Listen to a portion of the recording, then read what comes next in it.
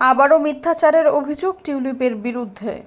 British MP tulip সিদ্দিকের বিরুদ্ধে একের পর এক অভিযোগ সামনে আসছে। এবার খোদ যুক্তরাজ্যের পার্লামেন্টে মিথ্যা তথ্য দেওয়ার রেকর্ড সামনে এসেছে। এমপি নির্বাচিত হওয়ার পর যে হলফনামা দিতে হয় তাতে বাংলাদেশে নিজের মালিকানায় থাকা ফ্ল্যাট নিয়ে ওই প্রতারণার আশ্রয় নেন টিউলিপ।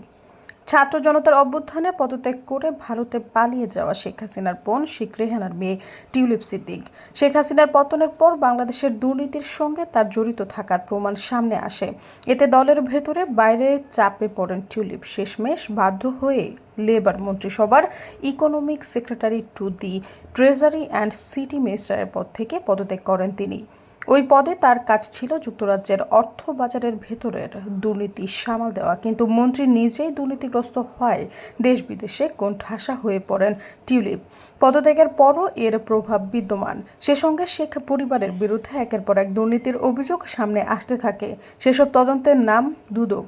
প্রাথমিকভাবে যার প্রায় সবকটিরই বিশ্বাসযোগ্য প্রমাণ প্রায় সংস্থাটি এখনও তদন্ত চলমান।